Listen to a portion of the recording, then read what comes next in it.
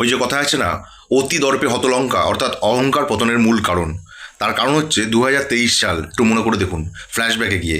2023 সালে যখন world cup ফাইনালে ভারতকে হারিয়ে অস্ট্রেলিয়া 2023 ওয়ার্ল্ড কাপ জিতে নেয়, সেই মুহূর্তে জেতার পর কিন্তু অস্ট্রেলিয়ান প্লেয়াররা ওয়ার্ল্ড কাপের ট্রফিটা পায়ের নিচে রেখে হাতে একটা ঠান্ডা পানীয় রেখে সব ছবি পোস্ট করেছিল সোশ্যাল মিডিয়াতে।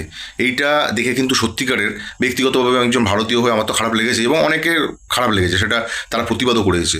হতে পারে এটা হচ্ছে তাদের দেশের, অর্থাৎ অস্ট্রেলিয়ার হয়তো আভিজাত্যের প্রতীক, কিন্তু এটা কিন্তু একটা চূড়ান্ত অসম্মান, এবং চূড়ান্ত অসম্মান করা হয়েছিল ওই ট্রফিটাকে। যার ফলে কিন্তু মানে বলে না, যদি তুমি কোনো জিনিসকে সম্মান জানাতে না পারো তাহলে কিন্তু সেই জিনিসটা তোমার দিকে ঘুরেও তাকাবে না। তারপর থেকেই কিন্তু অস্ট্রেলিয়া টিমের যে বাদদুয়া লেগেছে, সেই বাদদুয়া কিন্তু এখনও চলছে, কন্টিনিউ চলছে, এবং তার সর্বশেষ ফলাফল হচ্ছে বাংলাদেশের কাছে হার। হ্যাঁ, বাংলাদেশের দলের মতো দল তার কাছে হারা, এটা সত্যিকারে খুব অবাক লাগছে। কারণ পাকিস্তান শেষ 30 বছর অস্ট্রেলিয়ায় গিয়ে অস্ট্রেলিয়াকে এইভাবে হারাতে পারেনি। শ্রীলঙ্কার কথা ছেড়েই দিলাম, একমাত্র ভারত হারিয়েছে 2020-21 মরশুমে।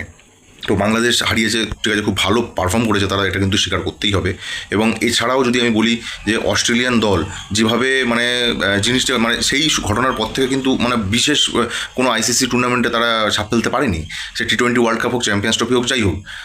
তো এটা কিন্তু একটা বিশাল বড় পয়েন্ট যে ধরাকে সরা জ্ঞান না করা, প্রত্যেকটা জিনিসকে তুচ্ছ মনে করা, এটা কিন্তু খুব খারাপ জিনিস। অহংকার হচ্ছে পতনের মূল কারণ। আর বাংলাদেশের মতো দল, ছোট দল যেগুলো আছে, তারা এইভাবে অস্ট্রেলিয়াকে হারানো হচ্ছে বাংলাদেশ দলের আলাদা একটা অক্সিজেন মতো কাজ করে আর কি। তো যাই হোক, দেখা যাক ভবিষ্যতে কীরকম পারফর্ম করে বাংলাদেশ দল, এই জয়ের পরে কতটা অক্সিজেন তারা পায়, এবং সিরিজটা অস্ট্রেলিয়াকে হারাতে পারবে কি না সেটা কমেন্ট করে জানিও।